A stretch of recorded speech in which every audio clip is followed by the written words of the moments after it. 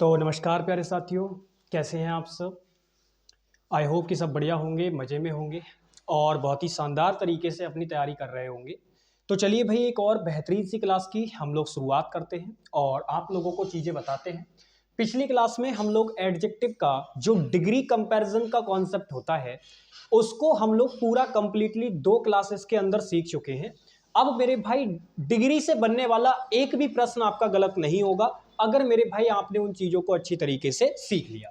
तो अब हम लोग एडजेक्टिव में बचे हुए कुछ और कॉन्सेप्ट हैं जिनको हम लोग आज की क्लास में देखने वाले हैं और बढ़िया तरीके से हम उन चीज़ों को देखेंगे। उनसे सीधे सीधे प्रश्न एसएससी बनाती है। ठीक है भाई, चलिए तो शुरू करते हैं। सबसे पहली चीज, जो सबसे पहला कॉन्सेप्ट आज की क्लास में हम लोग डिस्कस करेंगे, ठीक है भाई, सबसे पहला कॉन्सेप्ट जो हम आज की क्लास में डिस्कस करेंगे वो आपको ध्यान से देखना है।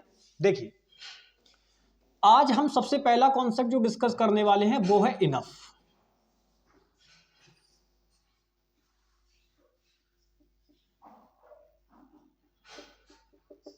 इनफ का कॉन्सेप्ट। तो भाई, इनफ का क्या कॉन्सेप्ट होता है, पूरी बात हम इसके बारे में करेंगे। सबसे पहले आप ये समझिए, इनफ जो होता है इसका मतलब होता है पर्याप्त। जब कोई चीज पर्याप्त मात्रा में होती है तो हम कहते हैं भाई चीज कैसी है, इनफ है। अब समझना, इनफ जो वर्ड होता है ये अपने आप में 2 तरीके से काम करता है। यानी ये आपका एडजेक्टिव भी बन जाता है और ये वर्ड आपका मेरे भाई एडवर्ब भी बन जाता है। यानी दोनों की तरह से ये काम कर लेता है। अब एडजेक्टिव की तरह जब ये काम कर रहा होगा तो नाउन प्रोनाउन की विशेषता बताएगा, और जब आपका एडवर्ब का काम कर रहा होगा तो मेरे भाई ये एडजेक्टिव को ही क्वालिफाई कर देगा या किसी वर्ब को भी कर देगा या मेरे भाई खुद किसी एडवर्ब को भी कर देगा। क्योंकि एडवर्ब जो होती है उसका फंक्शन सीधा सीधा होता है कि वो किसी या तो एडजेक्टिव को क्वालिफाई करेगी या किसी वर्ब को क्वालिफाई करेगी या खुद को क्वालिफाई करेगी। ये 3 फंक्शन होते हैं। तो इनफ के बारे में हमने सबसे पहली बात क्या जानी, इनफ का मीनिंग पर्याप्त के सेंस में होता है, पॉजिटिव कॉनोटेशन की ये वर्ड होती है, ये ध्यान रखना है। दूसरी चीज अगर हम बात करें तो ये एडजेक्टिव और एडवर्ब दोनों की तरह काम करता है। अब यहीं से एक कॉन्सेप्ट का निर्माण होता है, रीजन। ध्यान से मेरी बात समझना, मैंने आपसे कहा जब ये एडजेक्टिव का काम कर रहा होगा तो जाहिर सी बात है ये नाउन के लिए आएगा मोस्ट ऑफ केसेस में, ठीक है। और जब ये एडवर्ब का काम कर रहा होगा तो हम उसमें से एक फंक्शन ले लेते हैं एडजेक्टिव वाला, ये वाला। अब आपको ये समझना है कि जब ये नाउन का काम कर रहा होगा तब तो ये एडजेक्टिव के लिए आएगा, वो सॉरी, जब एडजेक्टिव का काम कर रहा होगा तब तो ये नाउन के लिए आएगा, और जब ये एडवर्ब का काम कर रहा होगा तब ये एडजेक्टिव के लिए आएगा। अब इसका फंक्शन आपको समझना है, तो फंक्शन समझने के लिए मैं एक आपको कोड बता रहा हूं, उस कोड को हमेशा अपने माइंड में याद रखना है। कोड है एन। क्या कोड याद रखना है मेरे भाई, एन। ये कोड अपने दिमाग में याद रखना है। इस कोड का मतलब क्या है, इस कोड का मतलब है ए से एडजेक्टिव, और इस ई का मतलब है इनफ, और इस एन का मतलब है मेरे भाई नाउन। ये तीनों चीजें आपको पता होनी चाहिए, आपके दिमाग में होनी चाहिए, ठीक है भाई। तीनों चीजें आपके दिमाग में होनी चाहिए। अब इस ए ई एन वाले कॉन्सेप्ट का मतलब क्या है, कैसे ये यूज होता है, तो मेरे भाई ध्यान से समझना। कभी भी आपको सेंटेंस के अंदर, जैसे एक स्टेटमेंट आपको दे रखी होगी, एक सेंटेंस आपको दे रखा होगा, तो सेंटेंस के अंदर आपको बस ये ध्यान देना है, अगर दिया गया वर्ड आपका नाउन है और आपको इनफ लगाना है तो मेरे भाई नाउन से ठीक पहले आप इनफ लगाएंगे, ठीक है। इनफ कहां लगाएंगे, नाउन से ठीक पहले लगाएंगे अगर आपको इनफ लगाना होगा। तो क्या बात समझे, पहली बात में, पहले कॉन्सेप्ट में क्या बात समझे, यहां पे इस फॉर्मेशन में आपको क्या समझ में आया कि अगर सेंटेंस के अंदर हमें इनफ लगाना है और उससे पहले दिया गया वर्ड क्या दे रखा है, नाउन दे रखा है उसके साथ वाला वर्ड जिसके लिए वो इनफ आ रहा है, तो मेरे भाई जो आप इनफ लगाएंगे वो उस नाउन से ठीक पहले लगाएंगे। समझ पा रहे हो। और ऐसे ही मान लो सेंटेंस के अंदर आपको इनफ ही लगाना है, सेंटेंस आपको दे रखा है कोई और उसके अंदर आपको इनफ ही लगाना है, लेकिन इस बार जो दिया गया वर्ड है वो नाउन ना होकर कोई एडजेक्टिव है, पार्ट्स ऑफ स्पीच उसकी एडजेक्टिव है, तो ऐसे केस में भी एग्जामिनर आपके साथ में क्या करेगा, वो इनफ को मेरे भाई इसके साथ में ही लगा के दे देगा पास में ही। लेकिन ये चीज गलत हो जाएगी क्योंकि यहां वो एडजेक्टिव का फंक्शन नहीं कर रहा, नाउन प्रोनाउन की विशेषता बताने वाले वर्ड उनके साथ आते हैं, उनके पास में आते हैं, वो भी आगे की साइड। तो यहां पे नाउन की बता रहा होगा तब तो इनफ को हम आगे लगाएंगे नाउन से, लेकिन जब वो एडजेक्टिव के बारे में क्वालिफाई कर रहा होगा तो वहां वो एडवर्ब का काम करेगा, और एडवर्ब का काम करेगा तो हम एडजेक्टिव के बाद बाद में उसको लगाएंगे, यानी इनफ जब एडजेक्टिव के लिए आएगा तो वो बाद में आएगा। बस ये आपको दिमाग में रखना है।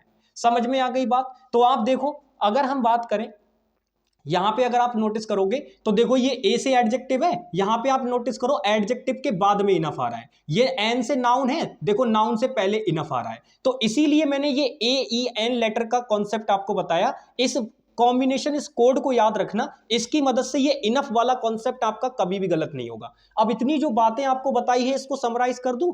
इनफ एक ऐसा वर्ड होता है जो पर्याप्त का मीनिंग रखता है, दो पार्ट्स ऑफ स्पीच की तरह ये काम करता है, एक तो एडजेक्टिव और एक एडवर्ब। अब ध्यान से मेरी बात को समझना, जब भी मेरे भाई आप किसी नाउन के लिए इनफ का यूज करेंगे तो आप उस नाउन से ठीक पहले इनफ को लगाएंगे, और जब आप एडजेक्टिव के लिए इनफ का यूज करेंगे तो मेरे भाई इनफ वर्ड को उस एडजेक्टिव के ठीक बाद में लगाएंगे, क्योंकि वहां वो एडवर्ब का काम कर रहा होगा। क्लियर?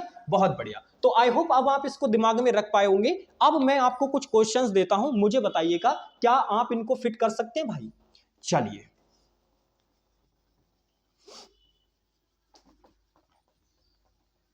कॉन्सेप्ट आपके दिमाग में फिट हो ही गया है। अब मैं बस आपको एग्जांपल दूंगा, आप मुझे बताइएगा एग्जांपल के अंदर क्या सारी चीजें ठीक यूज हो रखी हैं। ध्यान से देखिएगा।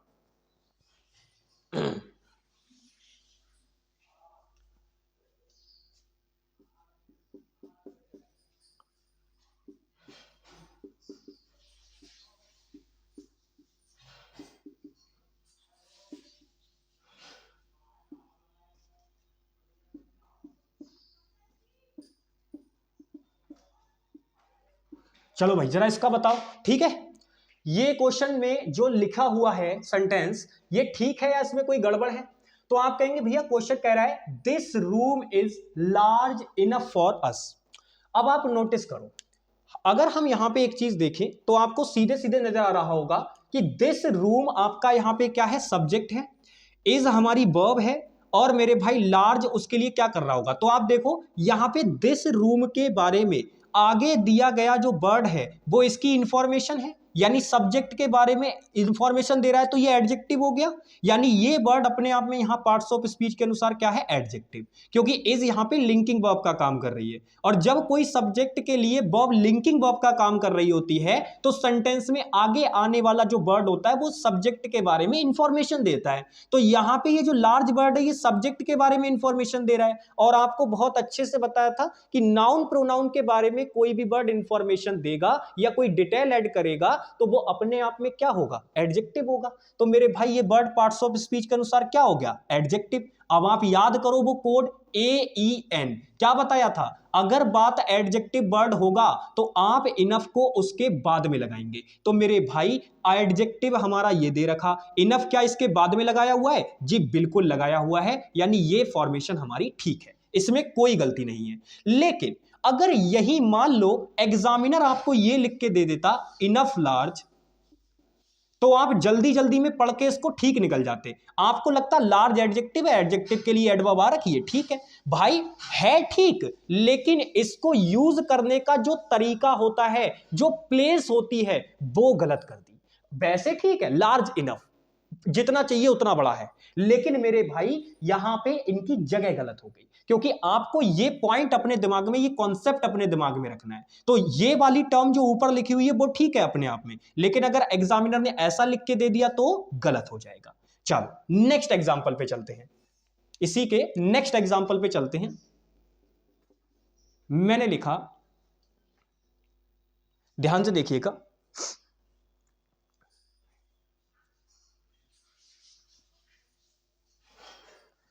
चलिए देखिए,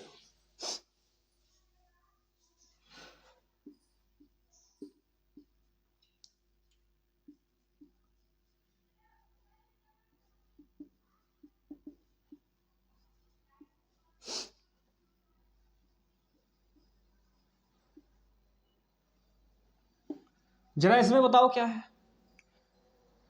आप नोटिस करो, कह रहे राधा हैज फ्रेंड्स इनफ। तो अगर आप नोटिस करोगे तो यहां पे ये कहना चाह रहा है कि भाई राधा के पास ना पर्याप्त दोस्त हैं, यानी कई सारे दोस्त हैं उसके, ऐसी कुछ सेंस यहां पे बनाना चाह रहा है। तो अगर आप ध्यान से देखोगे तो आपको पता चलेगा राधा यहां पे आपका सब्जेक्ट है, हैज यहां पे मेरे भाई आपकी वर्ब है, और फ्रेंड्स अगर हम बात करें तो ये एक प्रकार का रिलेशन दे रखा है, आपकी जो पॉजिटिव वर्ब्स होती हैं, ठीक है, एक्शन पोजीशन हैपनिंग को दिखाने वाली, तो ये रिलेशन को भी दिखाती है ये वर्ब हैज हैव वाली। तो यहाँ पे अगर हम बात करें तो ये फ्रेंड्स के साथ में रिलेशन बता रही हैं। अब यहाँ पे मुझे एक बात बताओ, ये जो फ्रेंड वर्ड है क्या ये राधा के बारे में इंफॉर्मेशन है? नहीं, इसका मतलब ये वर्ड एडजेक्टिव तो नहीं है। अगर एडजेक्टिव नहीं है तो ये वर्ड क्या कहलाएगा? तो आप कहेंगे भैया जी ये वर्ड अपने आप में यहाँ पे नाउन है। ये पार्ट्स ऑफ स्पीच के अनुसार क्या है? नाउन है मेरे भाई। क्योंकि आप सीधे सीधे देखो, कह रहा है राधा हैज, तो भाई राधा के पास है या राधा के हैं कौन? दोस्त हैं राधा के। तो मेरे भाई हुम का रिप्लाई यहां बन रहा है, या अगर हम बात करें तो राधा के भाई क्या है? राधा के तो दोस्त हैं बहुत सारे, इनफ दोस्त हैं। तो इसी वजह से मेरे भाई अगर हम बात करें तो इस क्वेश्चन में ये जो फ्रेंड वर्ड है इसकी पार्ट्स ऑफ स्पीच नाउन है। और मैंने कहा था जब नाउन के लिए आपको इनफ लगाना हो तो जरा देखो AEN वाले कोड में आपका नाउन जो है उससे क्या है। तो आप कहेंगे भैया जी अगर हमें नाउन के लिए इनफ लगाना है तो इनफ को नाउन से ठीक पहले लगाना होगा। तो आप नोटिस करो यहां पर तो नाउन के बाद में लगाया हुआ है, तो ये चीज गलत हो जाएगी। आपको इनफ को लगाना होगा यहां, ठीक है भाई, यहां लगाना होगा, तब बात सही बनेगी। तो हम बोलेंगे राधा हैज इनफ फ्रेंड्स, ना कि मेरे भाई फ्रेंड्स इनफ, वो चीज गलत हो जाएगी। तो बस सिंपल सा पॉइंट ध्यान रखना है कि अगर एडजेक्टिव दे रखा होगा तो बस आपको उसके बाद में लगा देना है, ठीक है, इनफ को, और अगर नाउन दे रखा होगा तो उसके पहले लगा देना है। आई होप कि पॉइंट क्लियर हो गया होगा। बस इस कॉन्सेप्ट में इतना ही है, इससे ज्यादा आपको नहीं समझना है। चलिए आगे चलते हैं।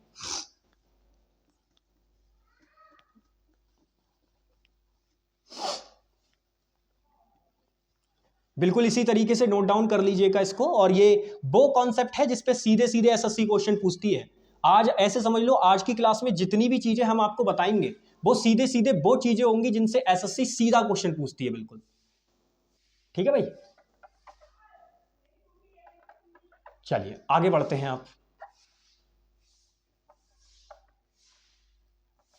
नेक्स्ट क्वेश्चन अब देखते हैं, नेक्स्ट कॉन्सेप्ट को हम लोग, ये तो हमने कर लिया। चलिए एक और बेहतरीन सा कॉन्सेप्ट है। आप मुझे बताओ आपने टू को कितनी प्रकार से लिखा हुआ देखा है? तो आप कहेंगे भैया जी देखो टू के कॉन्सेप्ट की अगर हम बात करें तो टू को लिखने के कई तरीके हैं। पहला अगर आप बात करेंगे तो मेरे भाई एक तो टू ये होता है, दूसरे टू की अगर आप बात करेंगे तो मेरे भाई एक टू ये होता है, और तीसरे टू की अगर हम बात करें तो मेरे भाई एक टू ये भी होता है। अब दोनों के अगर ये तीनों की अगर हम फंक्शन की बात कर ले तो मेरे भाई ये जो टू होता है ये अपने आप में डिजिट है, और साथ ही साथ ये न्यूमेरल एडजेक्टिव का भी काम करता है। तो हम इसमें लिख सकते हैं ये एक एडजेक्टिव है, वो भी कौन सा? न्यूमेरल एडजेक्टिव, ठीक है। अच्छा ये वाला जो टू होता है ये दो चीजों का काम करता है, ये आपका इन्फिनेटिव भी होता है। जानते हो ना इन्फिनेटिव होता है तो इसके साथ क्या आती है? वर्ब की फर्स्ट फॉर्म आती है हमेशा। और अगर हम बात करें ये वर्ड आपका प्रेपोजिशन भी होता है, तो इसकी दो पार्ट्स ऑफ स्पीच होती हैं। लेकिन जो ये वाला टू होता है ये मेरे भाई अपने आप में पार्ट्स ऑफ स्पीच के अनुसार एडवर्ब होता है, और वो भी किस टाइप की? निगेटिव कॉनोटेशन की एडवर्ब। तो आप कभी भी मेरे भाई एक बात को दिमाग में बिठा लीजिएगा, जब भी टू एडवर्ब का आप यूज कर रहे होंगे तो वहां आपको जरूर निगेटिव सेंस बनानी होगी, तभी आप यूज करेंगे। अगर सेंटेंस में पॉजिटिव सेंस बनानी होगी तो आप टू का यूज नहीं करेंगे, क्योंकि एक एडवर्ब होती है वो भी निगेटिव कॉनोटेशन की। ये पॉइंट अपने दिमाग में क्लियर रखिएगा। तो ये तो मैंने आपको बता दिया ताकि अगर एग्जाम में होमोफोन पे क्वेश्चन बन जाए तब आप इनमें डिफरेंस कर पाए आसानी से। बाकी असली जो हमें कॉन्सेप्ट पढ़ना है वो इसका पढ़ना है, क्योंकि न्यूमेरल के बारे में तो हम पहले ही पढ़ चुके हैं। तो चलो भाई देखते हैं इसके बारे में। अब देखो आपको याद रखना है जब भी सेंटेंस के अंदर आपका मेरे भाई ये टू एडवर्ब का कॉन्सेप्ट बनेगा तो सेंटेंस के अंदर टू एडवर्ब होगी, प्लस में यहां पे कोई एडजेक्टिव दे रखा होगा आपको, और फिर आगे बात दे रखी होगी। लेकिन आपको क्या याद रखना है? आपको इसका एक पेयर याद रखना है। जो ये टू एडवर्ब होती है अगर ये आएगी सेंटेंस के अंदर तो इसके साथ हमेशा एक पेयर बनता है टू प्लस वर्ब की फर्स्ट फॉर्म का, यानी ये इन्फिनेटिव का पेयर बनाता है अपने साथ। इसके अलावा चाहे एग्जामिनर और कुछ भी लगा के दे दे वो चीज गलत हो जाएगी। आपको सीधे सीधे मेरे भाई ये वाला पेयर लिखना है। अच्छा अब आपके दिमाग में आएगा भैया जी चलो ये तो हमने लगा दिया, लेकिन क्या इसकी जगह पे कोई और सब्स्टिट्यूट मौजूद है? जी मेरे भाई बिल्कुल सब्स्टिट्यूट मौजूद है। आप चाहें तो इसी स्टेटमेंट को निगेटिव वे में सो वाले स्ट्रक्चर के साथ में भी लिख सकते हैं, लेकिन उसमें आपको सीधे सीधे ऐसे बोलना होगा। देखो आपको अगर इस वाले स्ट्रक्चर को चेंज करना है तो इसका एक सब्स्टिट्यूट भी होता है। आप मेरे भाई सो लिखिएगा एडवर्ब, फिर उसके बाद लिख दीजिएगा एडजेक्टिव, और फिर क्या करिएगा, आगे जाइएगा और अगली जो क्लाउज शुरू करेंगे वो दैट कंजंक्शन से करेंगे, और इसके अंदर जो आप स्टेटमेंट लिखेंगे उसको आपको निगेटिव में लिखना पड़ेगा। निगेटिव मतलब कोई निगेटिव एडवर्ब, नॉट, नेवर, ये लगा के यूज कर लीजिएगा। तो ये स्ट्रक्चर होता है इसका सब्स्टिट्यूट। अब दोनों में से एग्जामिनर ज्यादातर जो क्वेश्चन बनाता है वो इस वाले से बनाता है, इसीलिए ये तो सब्स्टिट्यूट है। ये आपको अपने माइंड में ध्यान रखना है कि अगर एग्जामिनर कभी ऑप्शन में फंसा दे तो देख के तुरंत निकल जाना है कि हाँ सर ने बताया था कि ये वाला स्ट्रक्चर भी निगेटिव को दिखाने के लिए आता है, बस ये इसका सब्स्टिट्यूट है। अब इसमें क्या होता है, यहां पर तो हम पॉजिटिव तरीके से ही लिखते हैं, बट लेकिन बात को हम निगेटिव बोल देते हैं कि भाई वो बहुत ज्यादा कमजोर है इस काम को करने के लिए। जैसे मैं अभी एग्जांपल भी दूंगा आपको। जैसे एग्जांपल के तौर पे मैंने आपसे कहा, मैंने लिखा she is too weak to walk. अब मैंने देखिए क्या लिखा, मैंने कहा सी इज टू वीक, वह बहुत कमजोर है, चल नहीं सकती, इसीलिए। भाई चल नहीं सकती, भाई वॉक वीक है किस लिए, चल नहीं सकती। भाई वो इतनी कमजोर है कि वो चल नहीं सकती, ठीक है, ये वाली बात इससे निकल रही है। तो आप अच्छी तरीके से जानते हैं कि आपने निगेटिव एडवर्ब लगाई है टू, तो मैंने कहा था जब आप निगेटिव एडवर्ब लगाएंगे तो इसकी कुछ फॉर्मेशन बन रही होगी, उसको आप ध्यान से देखो। देखो टू निगेटिव एडवर्ब है, फिर आपका इसके बाद बी का एडजेक्टिव दे रखा है, और मैंने कहा था इसके बाद टू प्लस इंफिनिटिव का पेयर बनेगा। देख लो ये दे रखा है टू प्लस इंफिनिटिव, तो यहां पे टू प्लस इंफिनिटिव भी दे रखा है। अगर एग्जामिनर इसकी जगह वॉकिंग दे देता तब भी गलत, अगर एग्जामिनर इसकी जगह वॉक दे देता तब भी गलत। तो ये चीजें आपको ध्यान रखनी है, एग्जामिनर ये गलतियां करेगा ऐसी वाली, तो इन चीज को ध्यान रखना है। अब दूसरी चीज, ये तो हमने ये देख लिया कि यहां पे दिया गया जो सेंटेंस है वो बिल्कुल ठीक लिखा हुआ है, क्योंकि इसमें कोई गड़बड़ नहीं है। टू निगेटिव एडवर्ब लिखी हुई है, बात भी निगेटिव तरीके की है कि भाई वो बहुत कमजोर है, वो चल नहीं सकती, इसलिए तो टू वॉक, चलने के लिए वो बहुत कमजोर है, ऐसे करके। तो ये निगेटिव बात है, तो हमने निगेटिव एडवर्ब लगा दी।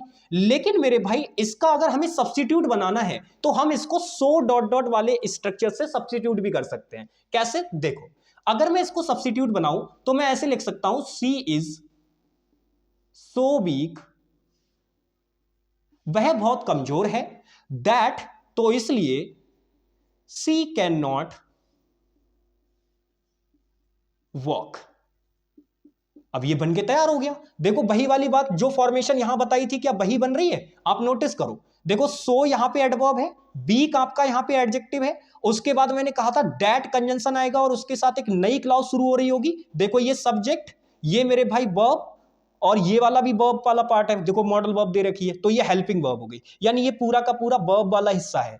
तो आप नोटिस करो, मैंने कहा था डैट में जो आप डैट के साथ वाली क्लॉज बनाओगे वो आपको निगेटिव रखनी होगी, क्योंकि आप इसका सब्स्टिट्यूट बना रहे हो। तो जब ये स्टेटमेंट निगेटिव है तो ये भी तो निगेटिव करनी पड़ेगी, तभी तो सब्स्टिट्यूट बनेगा सही। तो मेरे भाई देखो इसमें नॉट भी लगा हुआ है, तो हो गई ना बात। तो मैंने क्या कहा, या तो आप इस वाले स्ट्रक्चर को देखा पाओगे या इस वाले को, लेकिन अगर आपसे एग्जामिनर सब्स्टिट्यूट करा ले तो मेरे भाई ध्यान रखना, मोस्ट ऑफ केसेस में क्वेश्चन इस वाले स्ट्रक्चर से बनाता है, लेकिन आपको पता ये वाला भी होना चाहिए, दोनों पता होने चाहिए। तो मैंने इसलिए दोनों बता दिया आपको, ठीक है। तो अब ये वाली बात तो हो गई, हमने ये वाला देख लिया सिस्टम इसका। अब मैं आपको एक कंफ्यूजिंग सी बात बताता हूं, वो आप मुझे बताइएगा। हालांकि मैं ऊपर उसको कंफर्म कर चुका हूं, लेकिन आपसे मैं एक क्वेश्चन लिखूंगा, आप मुझे बताइएगा क्या उसमें ऐसा कर सकते हैं, पॉसिबल होगा। ध्यान से देखिएगा, एक मैं आपके सामने क्वेश्चन रख रहा हूं, मुझे आप बताइएगा उसमें हम चेंज कर सकते हैं या नहीं। बस आप अगर बात को समझ गए होंगे, जो यहां पे मैंने ये बात बताई थी, अगर आप इसको समझ गए होंगे तो आप बता देंगे बहुत आराम से। देखिएगा,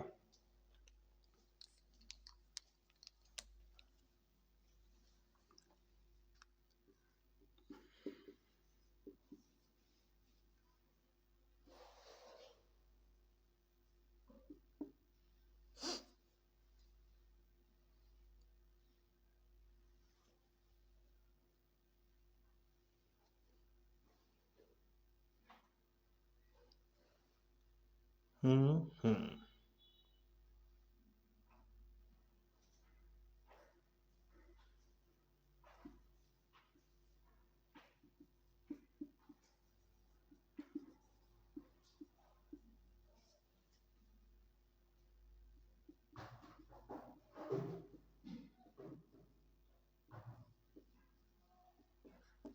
अच्छा एक चीज,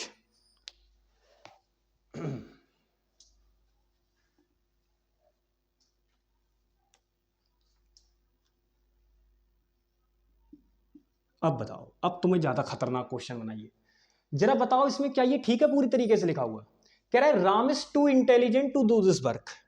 राम इस काम को करने के लिए बहुत ज्यादा इंटेलिजेंट है। अब मुझे बताओ, क्या यहां पर ये जो सेंटेंस आपके सामने लिखा हुआ है, जो स्टेटमेंट आपके सामने लिखी हुई है, क्या इसके अंदर सारी फॉर्मेशन मैंने ठीक यूज की है? कोई गलती तो नहीं है इसके अंदर? तो आप नोटिस करोगे, पता है क्या, आप देखोगे भैया जी टू नेगेटिव एडवर्ब दे रखी है, इसके साथ में टू प्लस इंफिनिटिव की फॉर्म चाहिए दे रखी है, तो इसका मतलब ये ठीक है। आपको ऐसा लगेगा, लगेगा आपको ऐसा, लेकिन आप क्यों भूल जा रहे हो इस बात को? मेरे भाई मैंने यहां बताया था कि टू एडवर्ब होती है, वो भी निगेटिव।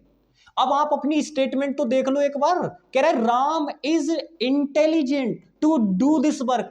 इस काम को करने के लिए राम बहुत बुद्धिमान है, इसका मतलब राम कर सकता है। भाई स्टेटमेंट निगेटिव नहीं है। जो यहां पे निगेटिव स्टेटमेंट समझ रहे हैं, क्वेश्चन गलत कर देंगे वो। ये पॉजिटिव स्टेटमेंट है, और पॉजिटिव स्टेटमेंट है तो एडवर्ब निगेटिव कैसे आ जाएगी भाई? बिल्कुल गलत बात है, यानी ये तो बिल्कुल नहीं आएगी। अब ये नहीं आएगी तो क्या करें भाई? अब इसकी जगह पे आप कोई ऐसी एडवर्ब लगा दो जो पॉजिटिव मीनिंग कर रही हो, जैसे सो लगा दो, कोई दिक्कत नहीं, चल जाएगी। आप इनफ लगा दो तब भी चल जाएगी, कोई दिक्कत नहीं है। लेकिन अब जैसे मोस्ट ऑफ केसेस में क्या करेगा, एग्जामिनर इनफ लगा के देगा। इसीलिए आपने देखा था जब मैं क्वेश्चन लिख रहा था तो मैंने यहां इनफ ही लिखा था। तो मान लो अगर अब मैंने इनफ लिख के दे दिया, इनफ और इंटेलिजेंट, तो क्या अब ये फॉर्मेशन ठीक है? क्या अब ये फॉर्मेशन ठीक है? बताओ जरा, जल्दी से बताओ कमेंट करके, क्या अब ये फॉर्मेशन ठीक है? तो आप कहेंगे नहीं भैया जी गलत हो गई, आपने बताया हुआ है, अभी पीछे कौन सा पढ़ाया था आपने, कि जब भी एडजेक्टिव की हम बात कर रहे होंगे और उसके लिए हमें एडवर्ब लगानी होगी इनफ, तो हम लगाएंगे तुरंत अपना कोड AEN। और हम अच्छी तरीके से जानते हैं कि अगर एडजेक्टिव के लिए इनफ लगाना पड़ा तो भाई वो एडजेक्टिव के तुरंत बाद आता है, बट यहां तो पहले लगा दिया तो हो गई ना गलती। इसका मतलब हमें अगर पॉजिटिव एडवर्ब लगानी है और इनफ ही लगानी है तो हम इंटेलिजेंट के तुरंत बाद लगाएंगे, ना कि पहले। तो इसका जो राइट कॉम्बिनेशन बनेगा वो क्या बनेगा? Intelligent enough. हालांकि पढ़ने में ऊपर वाला ही ठीक लगेगा, लेकिन मेरे भाई पढ़ने में ठीक लगने से ग्रामेटिकली चेंज नहीं होंगी चीजें, ठीक है ना? आपको वही लिखना पड़ेगा जो ग्रामेरियंस बना के गए हैं, वही चीजें आपको ध्यान रखनी है। तो आंसर हमारा ये वाला सही होगा, ठीक है? तो अगर आपको इनफ लगाना ही है तो भाई एडजेक्टिव से पहले थोड़ी ना लगा दोगे, एडजेक्टिव के बाद ही लगाना पड़ेगा। तो यहां पे ये कॉम्बिनेशन ठीक बनेगा। तो आई होप कि आपको ये कॉन्सेप्ट भी समझ में आया होगा, टू एडवर्ब का कॉम्बिनेशन। सबसे ज्यादा क्वेश्चन जिस चीज पे बनते हैं वो भी मैं आपको बता देता हूं। सबसे ज्यादा क्वेश्चन जिस चीज पे बनेंगे वो इस चीज पे बनेंगे, इनके पेयर पे। जब भी टू निगेटिव एडवर्ब का काम कर रहा होगा तो बस आपको ये चीज चेक करनी होगी, क्या उसके साथ इन्फिनेटिव दिया हुआ है या नहीं। अगर इन्फिनेटिव दिया हुआ है तो ठीक है, लेकिन ये जो चीजें मैंने चेक करना बताई हैं ये भी ध्यान से चेक करना। हो सकता है उसका सब्स्टिट्यूट पूछ रहा हो तो वो जो सो दैट वाला बताया, सो दैट वाला, वो भी चीज याद रखना, वो इसका सब्स्टिट्यूट होती है। और दूसरी चीज, अगर नेगेटिव स्टेटमेंट है तब तो ये फॉर्मेशन ठीक है, अभी आपकी ऊपर वाली दे रखी है। लेकिन अगर पॉजिटिव स्टेटमेंट हो गई तो फिर टू आपकी एडवर्ब नहीं आ सकती क्योंकि ये नेगेटिव होती है, ठीक है भाई? चलो, तो ये कॉन्सेप्ट भी हमारा होता है ओवर। अब हम लोग चलते हैं आगे। चलिए भाई, तो अगले कॉन्सेप्ट की ओर चलते हैं। अगले कॉन्सेप्ट में हम जो चीज देखेंगे वो मेरे भाई ये देखेंगे कि दो वर्ड होते हैं हमारे पास। एक तो होता है, दो वर्ड होते हैं, एक होता है ए नंबर ऑफ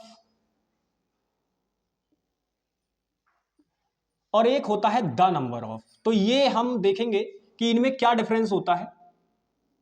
बढ़िया तरीके से इन चीजों को सीखेंगे क्योंकि एसएससी इस पर भी क्वेश्चन पूछती है। तो बढ़िया कॉन्सेप्ट है, अच्छी तरीके से इसको समझना। देखो, सबसे पहले मैं आपको डिफरेंस बताता हूं।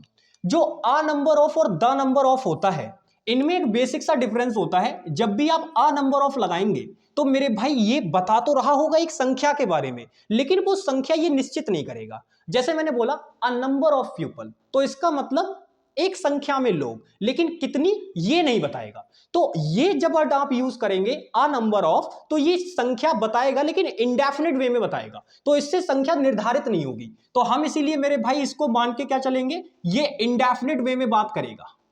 यानी ये नंबर को डेफिनेट नहीं करेगा कि कितनी संख्या में है लोग, बस इतना बोल देगा कि भाई एक संख्या में लोग हैं वहां पे, ठीक है, अ नंबर ऑफ, एक संख्या में लोग हैं। और द नंबर ऑफ जो होता है ये मेरे भाई लोगों की संख्या को, अगर आपने द नंबर ऑफ से बोला, इसका मतलब भले ही चाहे आप स्टेटमेंट में उसको मेंशन करें या ना करें, लेकिन अगर आपने द नंबर ऑफ यूज कर दिया तो मेरे भाई आप जो संख्या यूज कर रहे होंगे, आपको नंबर के बारे में पूरी जानकारी होगी कि भाई इतनी संख्या में लोग मौजूद हैं, तभी आप द नंबर ऑफ लगाएंगे उसके लिए। तो बस आपको ये याद रखना है, अगर एग्जामिनर ने अ नंबर ऑफ लगा के दिया तो वहां पे वो संख्या को इंडेफिनिट वे में यूज कर रहा होगा, और अगर आपने द नंबर ऑफ लगाया तो इसका मतलब आप वहां पे संख्या को मेरे भाई डेफिनेट सेंस में यूज कर रहे होंगे। अब इसका फर्क क्या पड़ेगा, देखो फर्क इसका ये पड़ेगा, अगर आप मेरे भाई नोटिस करोगे तो एक चीज तो आप सभी लोग जानते हो, जब भी मेरे भाई बात होगी इसमें नाउन लगाने की, तो मैं आपको बता दूं, देखो आ नंबर ऑफ और द नंबर ऑफ में जब नाउन लगाने की बात होगी तो आप अच्छी तरीके से जानते हैं नाउन हमारे दो प्रकार के होते हैं, एक तो मेरे भाई काउंटेबल और एक अनकाउंटेबल, ठीक है ना।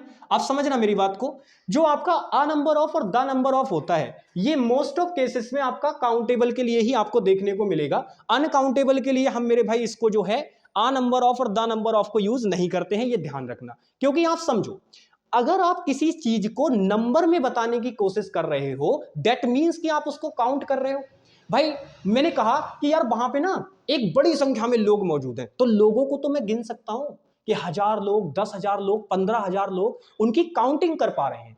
तो याद रखना, जब भी मेरे भाई आ नंबर ऑफ या द नंबर ऑफ आप टर्म यूज करेंगे तो इसके बाद कभी भी आपको अनकाउंटेबल नाउन यूज नहीं करना है, कभी नहीं होगा। तो ऐसे ही अगर मैं इधर भी बात करूं तो मेरे भाई नाउन दो प्रकार के, एक तो काउंटेबल और एक अनकाउंटेबल, लेकिन दोनों ही टर्म के सेंस में नंबर वर्ड यूज हुआ है, तो नंबर आप सीधे सीधे काउंट कर सकते हैं, इसीलिए मेरे भाई इन दोनों के ही साथ आप अनकाउंटेबल नाउन का यूज नहीं करेंगे। ये चीज आपको दिमाग में रखनी है।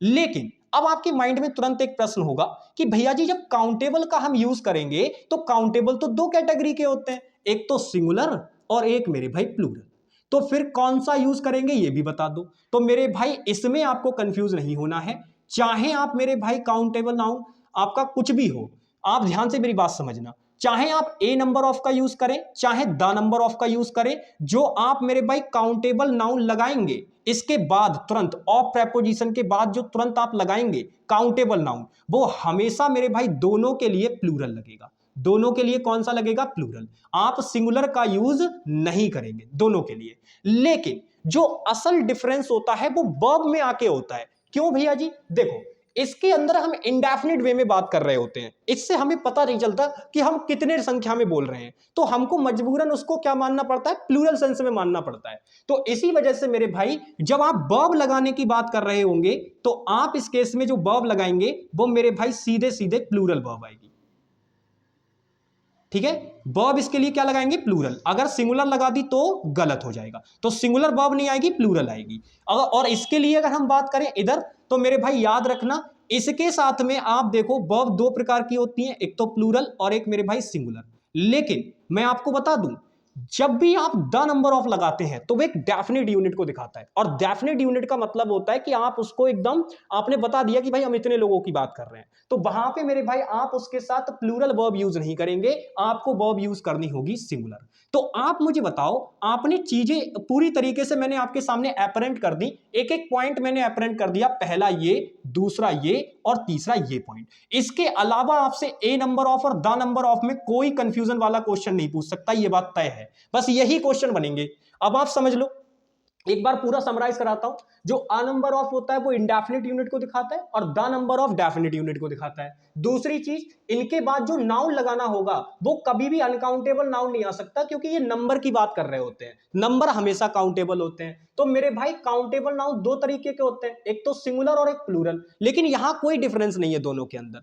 अ नंबर ऑफ और द नंबर ऑफ दोनों के साथ ही प्लूरल काउंटेबल नाउन आएगा, लेकिन वर्ब में आके डिफरेंस हो जाता है। जब आप ए नंबर ऑफ की बात कर रहे होंगे तो उसके साथ प्लूरल वर्ब आएगी, लेकिन जब आप द नंबर ऑफ की बात कर रहे होंगे तो उसके साथ सिंगुलर वर्ब आएगी। यहां डिफरेंस क्रिएट होता है और यही डिफरेंस आपको अपने दिमाग में रखना है। क्लियर मेरे भाई, बता दो, रख पाओगे दिमाग में? चलो, तो अब क्वेश्चंस की बात कर लेते हैं जरा। सबसे पहला क्वेश्चन मैं आपको बता रहा हूं, मैंने लिखा a number of student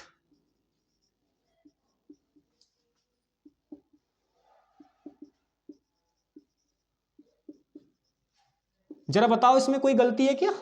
तो आप नोटिस करो, देखो यहां पे अ नंबर ऑफ टर्म दे रखी है, तो अ नंबर ऑफ के बाद अगर आप नोटिस करोगे तो हमने बताया था चाहे अ नंबर ऑफ दे रखी हो चाहे द नंबर ऑफ दे रखी हो, दोनों ही टर्म के बाद जो आप नाउन लगाएंगे वो तो प्लूरल काउंटेबल ही रहेगा। तो स्टूडेंट नहीं आएगा, स्टूडेंट्स आएगा। क्या आएगा मेरे भाई? स्टूडेंट्स। पहली गड़बड़ तो ये। अब आप देखो इसके बाद वर्ब आपको लगा के दे रखी है, बट आपको हमने क्या बताया था? आ नंबर ऑफ के साथ प्लूरल वर्ब आती है और द नंबर ऑफ के साथ सिंगुलर वर्ब आती है। रीजन आपके सामने बिल्कुल एपरेंट है। तो इज नहीं आएगा, क्या आएगा मेरे भाई? आर आएगा।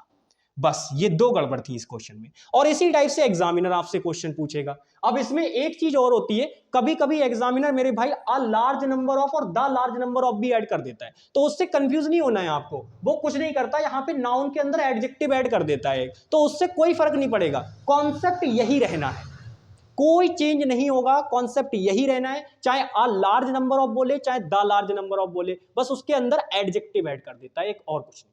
तो ये चीजें आपको दिमाग में क्लियर रखनी है। और क्वेश्चन करा देते हैं एक दो आपको इसी पे, थोड़ा सा देख ले नीचे दिखेगा या नहीं दिखेगा, चलिए दिख जाएगा, तो करा देते हैं एक क्वेश्चन यहीं पे। ध्यान से देखिए, मैंने लिखा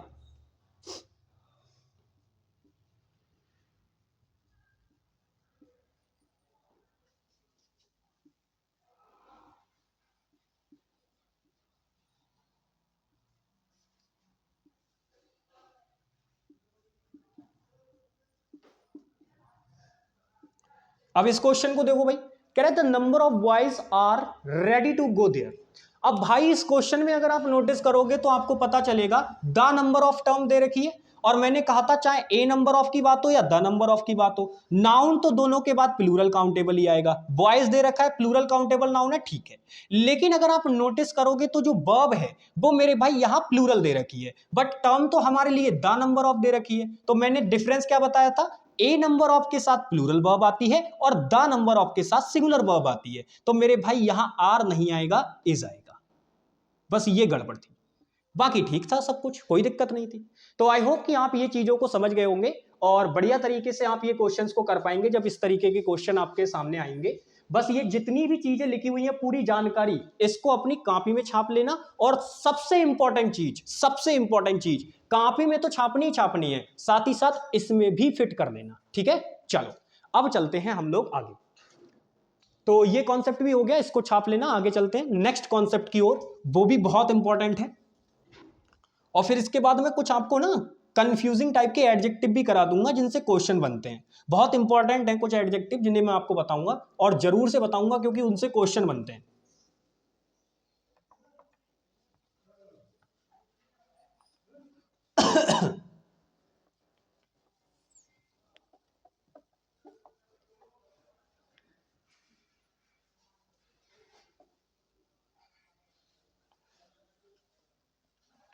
चलिए भाई बात करते हैं जरा अगले कॉन्सेप्ट की।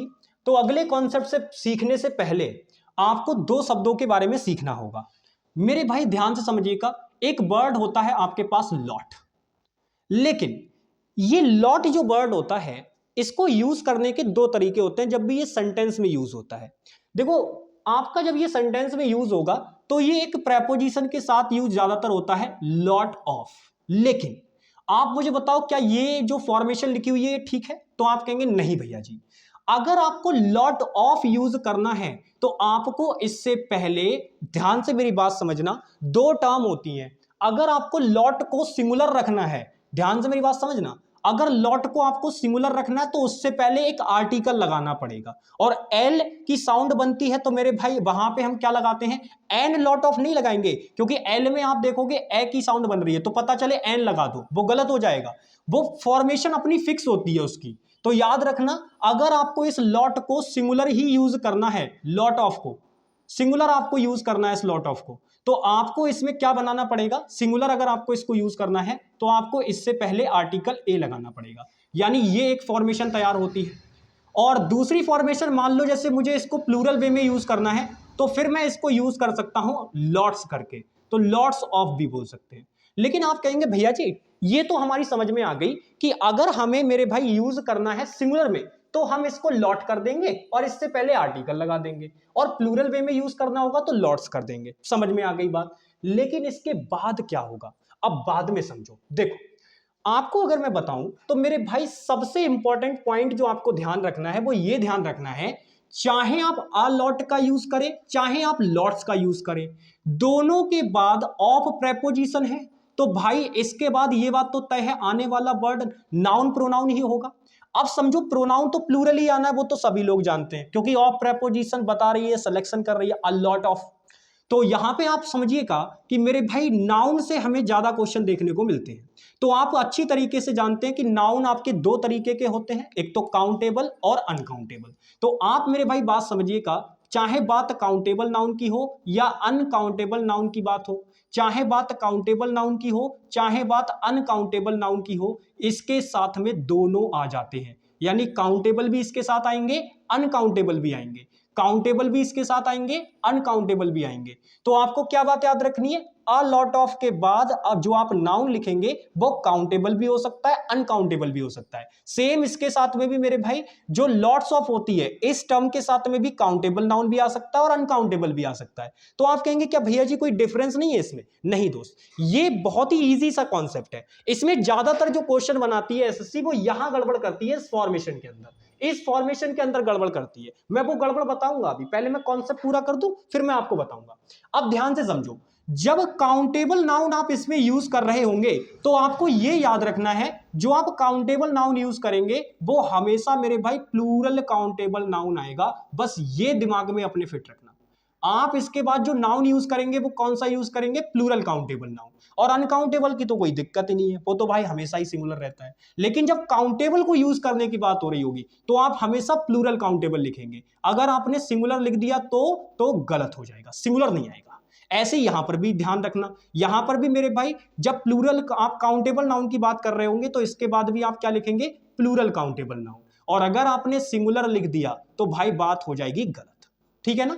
तो डिफरेंस क्लियर हुआ। मैंने क्या कहा, चाहे अ लॉट ऑफ की बात करो या लॉट्स ऑफ की बात करो, दोनों के बाद काउंटेबल नाउन भी आ सकता है, अनकाउंटेबल भी आ सकता है। अनकाउंटेबल की तो कोई दिक्कत नहीं है, हमेशा सिंगुलर रहता है। लेकिन जब बात काउंटेबल की हो रही होगी तो मेरे भाई हमेशा इन दोनों ही टर्म के बाद प्लूरल काउंटेबल नाउन आएगा। आई होप दिमाग में पॉइंट फिट हो गया होगा। अब बात करते हैं, सर ये तो हो गए नाउन की बात, लेकिन इसके बाद जो वर्ब आएगी उसका क्या? जो वर्ब आएगी उसका क्या? वो भी तो लगाना सिखाओ सर। बिल्कुल लगाना सिखाएंगे। देखो, जब अ लॉट ऑफ और लॉट्स ऑफ के वर्ब लगाने की बात आती है तो आपको ये याद रखना है, अगर दिए गए क्वेश्चन में आपको प्लूरल काउंटेबल नाउन दे रखा है तब तो मेरे भाई ध्यान रखना, क्योंकि दोनों ही जगह प्लूरल काउंटेबल नाउन आएगा। तो अगर काउंटेबल नाउन दे रखा है तब तो दोनों जगह जो वर्ब आएगी, याद रखना, अगर आपको काउंटेबल नाउन दे रखा है, काउंटेबल नाउन, तो जो वर्ब आएगी वो मेरे भाई अपने आप में क्या आएगी? प्लूरल वर्ब आएगी। क्योंकि भाई नाउन भी तो हमें प्लूरल काउंटेबल नाउन दे रखा है, तो वर्ब कैसी आएगी? प्लूरल। ठीक है। लेकिन अगर आपको दिया गया नाउन अनकाउंटेबल नाउन दे दे, कौन सा नाउन दे दे? अनकाउंटेबल नाउन, तो अच्छी तरीके से ये बात दिमाग में बिठा लो, अनकाउंटेबल नाउन हमेशा सिंगुलर में रहते हैं और उनके साथ वर्ब भी हमेशा सिंगुलर चलती है। हम प्लूरल वर्ब उनके साथ यूज नहीं करते। तो मेरे भाई यहां पर जब बात अनकाउंटेबल की हो रही होगी तो वर्ब कैसी आएगी? फिर सिंगुलर वर्ब आएगी। ठीक है ना? तो याद रखना, मैं बस केवल कॉन्सेप्चुअली चलता हूं चीजों को लेके, तो इसी वजह से ये ऐसे आपके सामने गोल गोल गोल गोल अंडे से बन गए हैं। लेकिन मेरे भाई जितनी इंपॉर्टेंट चीजें थी इस कॉन्सेप्ट के बारे में वो सब लिखा दी है मैंने। लैंग्वेज में इसलिए नहीं लिखता क्योंकि जो मेरे स्टूडेंट हैं वो मोस्टली मेरे भाई बहुत बाहर के स्टेट से हैं, जिनको लैंग्वेज में थोड़ी सी प्रॉब्लम भी आती है, और मुझे नहीं लगता कि लैंग्वेज को ज्यादा ऐड करना जरूरी भी है। जो चीजें होती हैं वो मैं मुंह से बोलता रहता हूं, तो मैंने आपको सारी बात बता दी है। एक बार मैं रिकॉल करा देता हूं ताकि आपके दिमाग में ये बातें फिट हो जाए। फिर से रिकॉल करा देते हैं। देखो जो अ लॉट ऑफ होता है और लॉट्स ऑफ होता है, इनके बाद नाउन काउंटेबल भी आ सकते हैं, अनकाउंटेबल भी आ सकते हैं। जब काउंटेबल की बात करेंगे तो इनके साथ में जो नाउन आएगा वो हमेशा प्लूरल काउंटेबल आएगा, और अनकाउंटेबल की तो कोई दिक्कत नहीं। अब बात करते हैं वर्ब की। तो मेरे भाई वर्ब याद रखना, जब काउंटेबल नाउन आपका प्लूरल आ रहा है तो भाई वर्ब भी तो प्लूरल आएगी। तो जब काउंटेबल नाउन की बात कर रहे होंगे तो दोनों के साथ वर्ब भी प्लूरल आएगी, लेकिन अनकाउंटेबल के साथ सारी चीजें सिंगुलर चलती हैं, वो खुद भी सिंगुलर होता है, उसके साथ वर्ब भी सिंगुलर होती है। तो इसके कॉन्सेप्ट में यहां कोई दिक्कत नहीं होगी। जो एग्जामिनर एरर बनाने की कोशिश करता है वो मैं आपको बताता हूं। एरर कहां बनाता है? एरर ऐसे बनाता है, अब टर्म लिखेगा तो ऐसे कर देगा। अब बताओ ये ठीक है टर्म? बताओ, ये ऐसे लिखेगा और यहां पे नाउन लिख देगा, ये टर्म ठीक है क्या? ऐसे ही अगर मैं बात करूं तो मेरे भाई ऐसे लिख देता है, ऐसे लिख देता है, क्या ये टर्म ठीक है? जरा बताओ। ऐसे ही कभी कभी ऐसे लिख देता है, ये टर्म ठीक है क्या? तो आप कहेंगे भैया जी आपने बताया कि यहीं पर इसी तरीके से गलतियां कर सकता है। अब आप जानते हैं कि आपकी टर्म दो ही होती हैं। अगर आप लॉट को सिंगुलर रखना चाहते हैं तो उसके पहले ए आर्टिकल लगाना पड़ेगा, प्लूरल रखना चाहते हैं तो कोई आर्टिकल नहीं। अब जैसे यहां पे देखो, यहां पे लॉट्स लिख रखा है लेकिन उससे पहले आर्टिकल ए लगा रखा है। अगर इसको प्लूरल ही रखना है तो ए आर्टिकल हटा दो, और इसको सिंगुलर रखना है तो इस लॉट्स में से एस हटा दो, बात खत्म, आपका ठीक हो जाएगा। यानी यहां पर ये वाली फॉर्मेशन तो गलत हो जाएगी। तो एक तो कंडीशन ये है कि आप इसका ए आर्टिकल हटा दो ये, और दूसरी कंडीशन ये है कि आप कुछ मत करो, इस लॉट्स में से लॉट में से क्या कर दो, एस हटा दो केवल, बस ये कर दो, ऐसे ही आप समझो। अब यहां पे ये लॉट ऑफ दे रखा है तो भाई ये तो गलत हो गया। अब इसको भी संभालने के दो तरीके हैं, या तो आप इसमें एस लगा दो या मेरे भाई ए आर्टिकल लगा दो इसके साथ, तब ठीक हो जाएगा। तो पहली कंडीशन या तो आप ए आर्टिकल इसके साथ ऐड कर दो, दूसरी कंडीशन मेरे भाई या तो आप इसमें एस ऐड कर दो। तो ये दो कंडीशन से ये ठीक हो जाएगा। लेकिन यहां पे जो आपने ये लगाया, अब इसमें द आर्टिकल लगाया और लॉट्स ऑफ लिखा हुआ है, तो द आर्टिकल हटा दो क्योंकि लॉट्स ऑफ नॉर्मल आता है। तो ऐसी गलतियों से एग्जामिनर क्वेश्चन बनाता है आपका, और बाकी इधर से बनाएगा तो वो तो मैंने पूरा आपको बता ही दिया है। ठीक है भाई, चलो तो अब हम बात कर लेते हैं एग्जाम्पल्स की। मैं आपको एग्जाम्पल कुछ बताऊंगा और आप मेरे भाई उसमें मुझे क्वेश्चन करके दिखाएंगे, ठीक है ना? ध्यान से देखिएगा।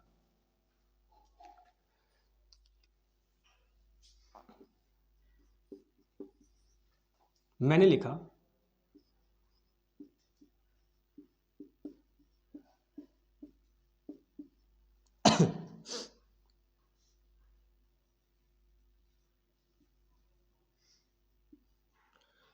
कह रहा है lot of people are there. भाई वहां पे बहुत सारे लोग हैं, बहुत सारे लोग हैं वहां पे, लेकिन आप मुझे बताओ इसमें मैंने गलती क्या की? तो आप नोटिस करोगे लॉट ऑफ पीपल, तो गड़बड़ आप सीधे देखते ही पहचान लोगे, क्योंकि अभी मैंने एरर में ये बात लिखाई थी। आप देखो यहाँ पे लॉट दे रखा है, तो भाई आप जानते हो कि अगर लॉट को सिंगुलर यूज करना है तो इससे पहले आर्टिकल लगाना पड़ेगा, तो इसमें ए आर्टिकल लगा दो, ठीक हो जाएगा।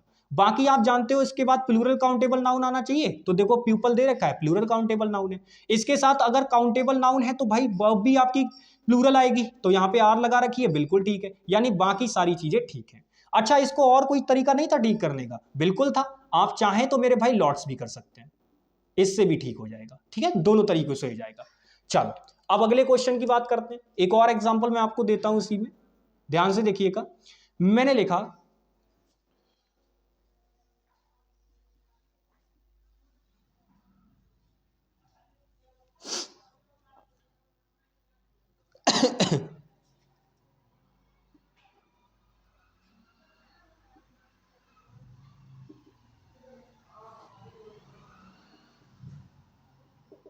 चलो, a lot of boys playing cricket. तो फिर से वही चीज, अब आप नोटिस करो, लॉट आपका सिंगुलर है, सिंगुलर होगा तो इसके साथ ए आर्टिकल लगाना पड़ेगा, दे रखा है, यानी टर्म तो ठीक है। लेकिन आप नोटिस करो, अ लॉट ऑफ की बात हो या द लॉट ऑफ की बात हो, दोनों के बाद अगर काउंटेबल नाउन लगाना पड़ेगा तो वो तो प्लूरल होना चाहिए, बट यहां तो सिंगुलर लगा रखा है, यानी ये गलती है। गलती है तो इसको ठीक कैसे करेंगे? बॉय का बॉयज कर देंगे, ठीक हो जाएगा। ये ठीक हो गया। अच्छा, आपको ये बात और भी पता है कि जब हम आ लॉट ऑफ और द लॉट ऑफ के बाद में, आ लॉट ऑफ या लॉट्स ऑफ के बाद में जो मेरे भाई हम प्लूरल काउंटेबल नाउन जब यूज करते हैं या काउंटेबल नाउन यूज करते हैं, तो भाई वर्ब भी तो प्लूरल आती है, तो इज नहीं आएगा, क्या आएगा? आर आएगा। बस भाई ये चीजें अपने दिमाग में क्लियर रखना। ये फॉर्मेशन मैंने आपके सामने लिख रखी है पूरी इस तरीके से, और ये मैंने इसका एक्सप्लेनेशन आपको एग्जांपल वगैरह दे दिए हैं। इस तरीके से अपने माइंड में इनको क्लियर रखना, ठीक है ना? चलो, तो ये अ लॉट ऑफ और द लॉट आपका जो है आ लॉट ऑफ और लॉट्स ऑफ का कॉम्बिनेशन जो था वो मैंने आपको बता दिया है। बाकी अब हम लोग आगे चलते हैं नेक्स्ट पे। ठीक है भाई, अब हम लोग नेक्स्ट आगे चलते हैं। चलिए नेक्स्ट कॉन्सेप्ट पे अब हम लोग आगे चलते हैं।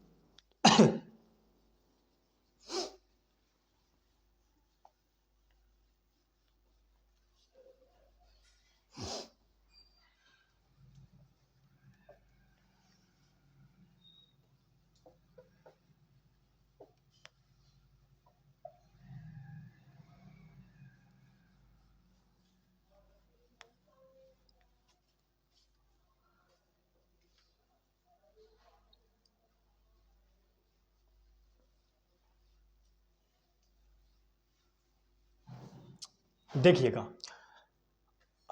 अब जो कॉन्सेप्ट हम पढ़ने वाले हैं वो एडजेक्टिव से ही रिलेटेड है। आपको याद होगा मैंने एडजेक्टिव में आपको एक बात बताई थी कि जो एडजेक्टिव होते हैं इनका यूज हम दो तरीके से करते हैं, एक तो एट्रीब्यूटिव यूज और एक प्रेडिकेटिव। दो तरीके से हम इसका यूज करते हैं, ये बात मैंने आपको बताई थी। और फिर मैंने कहा था कि भाई एट्रीब्यूटिव क्या होता है और प्रेडिकेटिव क्या क्या होते हैं ये यूज। तो वहां मैंने आपको बताया था जब भी मेरे भाई आप एडजेक्टिव को नाउन से पहले लगाते हो, नाउन से पहले लगाते हो जिसके लिए वो क्वालिफाई कर रहा होता है, तो ये इसका एट्रीब्यूटिव यूज होता है। एट्रीब्यूट मतलब नाउन के ठीक पहले आके उसको क्वालिफाई कर रहा है। लेकिन प्रेडिकेटिव में ऐसा नहीं होता। प्रेडिकेटिव में होता यह है जो आपका एडजेक्टिव होता है वो जिस चीज को क्वालिफाई कर रहा होगा उसके पहले ना आके वो उसके बाद आता है। यानी आप मेरे भाई अगर नाउन लगाएंगे तो जो एडजेक्टिव आपका होगा वो आपको जिस नाउन को क्वालिफाई कर रहा होगा वो उससे पहले नहीं आएगा, यहां नहीं आएगा, आपको मेरे भाई यहां लगाना पड़ेगा उसको बाद में। तो ये आपका जो होता है वो मेरे भाई प्रेडिकेटिव यूज होता है। नाउन लिख दिया मैंने, एडजेक्टिव लिखना था मुझे। ठीक है, तो प्रेडिकेटिव में क्या होता है, वो जिस नाउन के लिए एडजेक्टिव आ रहा होगा वो नाउन के बाद में मिलेगा, ना कि मेरे भाई पहले। ठीक है, तो ये चीज आपको ध्यान रखनी है। तो पहले लगा देगा तो एट्रीब्यूटिव यूज और बाद में लगाएगा तो प्रेडिकेटिव यूज। तो ये चीज मैंने आपको बताई थी। आज इसी से रिलेटेड एक कॉन्सेप्ट हमारे पास है, उसको हम लोग देखेंगे। तो मैं आपको कुछ एडजेक्टिव बता रहा हूं, कुछ एडजेक्टिव होते हैं जो अपने आप में मेरे भाई इसी तरीके से यूज होते हैं। तो मैं यहाँ पे एक कॉन्सेप्ट लिखने जा रहा हूं, उसको आप थोड़ा अपने दिमाग में फिट रखिएगा हमेशा के लिए। ठीक है भाई, देखो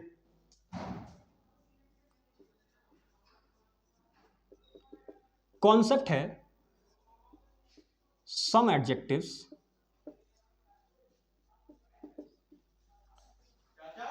which are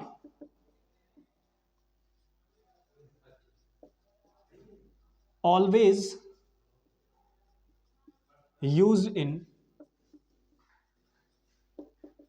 predicative manner। ठीक है, तो ये आपको याद रखना है। ये मैंने इंग्लिश में इसलिए लिखा है, हिंदी में मैं इसको बता देता हूँ, इंग्लिश में इसलिए लिखा है क्योंकि मेरे मोस्टली जो स्टूडेंट्स हैं वो अदर स्टेट से हैं, तो उनको हिंदी थोड़ा समझने में प्रॉब्लम होती है। तो कोई दिक्कत नहीं, इसीलिए मैंने उनके लिए इंग्लिश में लिख दिया है। मैं आपको हिंदी में समझा देता हूँ। देखो कुछ एडजेक्टिव ऐसे होते हैं जो मेरे भाई उनको केवल आप प्रेडिकेटिव वे में ही यूज कर सकते हो, उनको आप मेरे भाई नाउन से पहले नहीं रख सकते, वो ऐसे बने ही नहीं होते। अब जैसे इसमें बहुत सारे होते हैं तो मैं कुछ आपको यहाँ पे बता रहा हूँ, जैसे मैंने एग्जाम्पल के तौर पे कुछ आपको बता दिए, समझिएगा। एक होता है अफ्रेड, एक होता है अवेक। ठीक है, और अगर मैं बात करूं तो बहुत सारे होते हैं, अफ्रेड हो गया, अवेक हो गया और अस्लीप हो गया, बहुत सारे होते हैं मेरे भाई, तो आप इनको ध्यान रखिएगा। अब ये इस तरीके के और भी होते हैं तो मैं इसकी लिस्ट आपको प्रोवाइड करा दूंगा, ये मैंने एग्जाम्पल के तौर पे ले लिए। अवेक का मतलब होता है जागा हुआ, इसका मतलब क्या होता है मेरे भाई, जागा हुआ। अस्लीप का मतलब क्या होता है, सोया हुआ। और अगर हम बात करें अफ्रेड का मतलब होता है डरा हुआ। अब ये तो मैंने तीनों के मीनिंग बता दिए। अब मैं आपको बताता हूं, जब भी ये वर्ड यूज होते हैं तो ये अपने आप में क्या कर रहे होते हैं, उस पर्सन के बारे में बता रहे होते हैं। अब एडजेक्टिव है तो नाउन प्रोनाउन दोनों की विशेषता बता सकते हैं।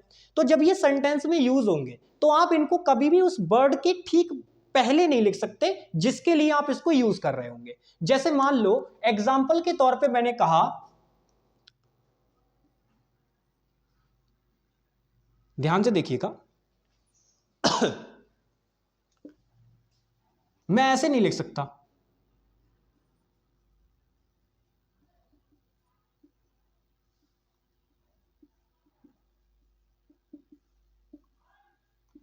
Afraid boy. अब ये गलत हो गया, क्यों? क्योंकि आप देखो कह रहा है Ram is an afraid boy, Ram एक डरा हुआ लड़का है। भाई अगर मीनिंग निकालोगे तो फंस जाओगे, आपको लगेगा ठीक है, लेकिन फॉर्मेशन गलत हो गई ना। ये एडजेक्टिव उस टाइप का है कि आप इसको प्रेडिकेटिव वे में ही यूज कर सकते हो। अब आप देखो राम के लिए इसको यूज कर रहे हो, लेकिन कैसा लड़का? भाई राम, ये लड़का जो है वो राम ही तो है, तो ये इसी के लिए आप एडजेक्टिव यूज कर रहे हो। अब आप समझो, ये एडजेक्टिव वो होता है जो प्रेडिकेटिव वे में यूज किया जाता है। तो आप अफ्रेड एडजेक्टिव को एट्रीब्यूटिव में लिखे पड़े हो ना यहाँ, तो क्योंकि इसी नाउन के लिए ये आ रहा है और आप इसी नाउन के लिए इसको पहले रख दिए इस नाउन से, तो ये एट्रीब्यूटिव यूज हो गया। बट ये एडजेक्टिव हमेशा कैसे होते हैं? जो प्रेडिकेटिव मैनर में काम करते हैं। तो अफ्रेड यहां नहीं आएगा। अब अफ्रेड नहीं आएगा तो आप ऐसे बोल सकते हो अ फ्राइटेंड बॉय या अ स्केयर्ड बॉय, जो आप लिखना चाहो, मतलब डरे हुए का सेंस आना चाहिए वहां पे। तो ऐसा आप वर्ड यूज कर सकते हैं, लेकिन ये अफ्रेड ऐसे नहीं लगाएंगे। तो भैया जी ये कैसे यूज होगा? देखो, जैसे मैं इसको ही अगर कहना चाहूं तो मैं ऐसे कह सकता हूं राम इज अफ्रेड, ये ठीक है। अगर मैं ऐसे बोल दूं तो ठीक है। कैसे? अब देखो यहां पे मैं कह रहा था कि राम एक डरा हुआ लड़का है, यहां मैंने बोल दिया राम डरा हुआ है।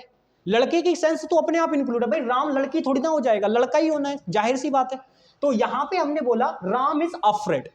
तो अब आप नोटिस करो, यहां पे जो हमने ये राम है, ये हमारा सब्जेक्ट है, इज हमारी वर्ब है, और ये मेरे भाई राम के बारे में इंफॉर्मेशन है। तो ये नाउन है ना। अब नाउन के बारे में इंफॉर्मेशन है तो जाहिर सी बात है ये एडजेक्टिव है। और आप देखो जिस नाउन के लिए ये एडजेक्टिव आ रहा है तो इस नाउन के बाद में आ रहा है ये, ना कि पहले। और मैंने कहा था जब हम, सॉरी फॉर दैट, ये साउंड डिस्टर्बेंस होता रहता है भाई, इसको थोड़ा सा अवॉइड करेंगे। ध्यान से देखिए, आप नोटिस करो यहां पर जो हमने ये एडजेक्टिव यूज किया है अफ्रेड, ये जिस नाउन के लिए आ रहा है उसके बाद में आ रहा है, ना कि पहले। और मैंने क्या बताया था? प्रेडिकेटिव मैनर में यूज होने का मतलब होता है कि जिस नाउन या प्रोनाउन के लिए आप एडजेक्टिव यूज कर रहे होंगे वो उसके बाद में आना चाहिए। तो राम इज अफ्रेड में राम के लिए जो अफ्रेड वर्ड यूज किया है वो उसके बाद में आ रहा है। इसका मतलब यहां ये एडजेक्टिव प्रेडिकेटिव मैनर में लिखा हुआ है, और इसीलिए ये वाला जो सेंटेंस है वो अपने आप में ठीक है। तो आप इस चीज को अपने दिमाग में बिठा लीजिएगा। ऐसे कुछ वर्ड्स होते हैं जो मैं आपको लिस्ट प्रोवाइड करा दूंगा, और इससे पहले एक एब्सोल्यूट डिग्री कॉन्सेप्ट की भी मैंने कहा था कि मैं लिस्ट प्रोवाइड कराऊंगा। तो वो दोनों लिस्टें मैं अभी जस्ट जैसे ही क्लास खत्म होगी मैं अपने टेलीग्राम ग्रुप में डाल दूंगा, तो आप वहां से उन चीजों को नोट कर लीजिएगा। ठीक है भाई, चलिए, तो ये भी कॉन्सेप्ट हो गया हमारा। बाकी सारे वर्ड्स के आप ऐसे ही एग्जाम्पल बना सकते हो, बस आपको यही चीज ध्यान रखनी है जो मैंने बताई हुई है। ठीक है ना? तो इस चीज को अपने दिमाग में क्लियर रखिएगा। इससे पहले मैंने बात आपको ऑलरेडी बता रखी है, यहां पे छोटा सा कॉन्सेप्ट करके मैं लिख देता हूं कि भाई जब आप प्रेडिकेटिव मैनर में बात कर रहे होंगे तो नाउन के आपको बाद में एडजेक्टिव लगाना होगा। प्रेडिकेटिव मैनर में जो आप एडजेक्टिव लगाएंगे वो नाउन के बाद में लगाएंगे। ठीक है, ये कॉन्सेप्ट है इसका सीधा सीधा, इसको ध्यान रखिएगा। यहां पे लिख लीजिएगा प्रेडिकेटिव मैनर। ठीक है, ये चीज ध्यान रखिएगा, हालांकि मैंने पीछे बता दी थी लेकिन ध्यान रखिएगा। ठीक है, तो ये भी कॉन्सेप्ट हो गया हमारा। अब हम लोग आगे चलते हैं इससे। अब देखो यहां से बस एक छोटी सी चीज बच रही है, यानी कुछ वर्ड्स होते हैं जिनसे एसएससी क्वेश्चन पूछती रहती है घुमा घुमा के, क्योंकि वो वर्ड अपने आप में ना बहुत इंपॉर्टेंट है और उनसे सीधा क्वेश्चन बनाती है। तो वैसे तो अगर देखा जाए तो काफी सारे हैं, जैसे लेटर से बनने वाले कुछ वर्ड होते हैं, और अगर हम बात करें अटमोस्ट, आउटर मोस्ट, ये वर्ड भी होते हैं। ऐसी अगर हम बात करें तो इल हो गया, वेल हो गया, गुड हो गया, ये वर्ड होते हैं। तो इनसे बनने वाले कुछ प्रश्न होते हैं जिनको हम लोग डिस्कस करेंगे। पहले मैं एक बार देख लूं कि भाई लेक्चर ज़्यादा बड़ा तो नहीं हो गया, क्योंकि कल 1.5 घंटे की क्लास ऑलरेडी हो गई थी। तो मुझे नहीं लगता कि आज की क्लास में हमें उनको करना चाहिए, हम आज की क्लास में उनको नहीं करेंगे। इस एडजेक्टिव चैप्टर में हमारी लगभग 7 क्लासेस होंगी और फिर हमारा ये चैप्टर खत्म हो जाएगा। यानी कल की क्लास में मैं आपको कंप्लीट जितनी भी चीज़ें बच रखी हैं एक्टिव चैट, जो आपके एडजेक्टिव चैप्टर की जितनी भी चीज़ें बच रखी हैं, सॉरी थोड़ा सा बोल नहीं पा रहा था मैं इसको भी। तो एडजेक्टिव चैप्टर की जो भी चीज़ें बच रखी हैं वो हम लास्ट क्लास यानी क्लास नंबर 7 के अंदर कंप्लीट कर लेंगे, चाहे लेक्चर 1.5 घंटे का हो जाए, कोई दिक्कत वाली बात नहीं है, मैं कंप्लीट आपको करा दूंगा कल। ठीक है, फिर हम लोग एक नया चैप्टर शुरू कर रहे होंगे जो कि अपने आप में होगा वर्ब। बढ़िया तरीके से वर्ब चैप्टर को पढ़ेंगे, एक एक छोटी से छोटी, मोटी से मोटी बात सब पढ़ेंगे हम लोग बढ़िया तरीके से। तो आज के क्लास में बस इतना ही है, बाकी मुलाकात होगी आप लोगों से कल एक बेहतरीन क्लास के साथ। तब तक के लिए बाय बाय, टेक केयर, जय हिंद प्यारे भाई।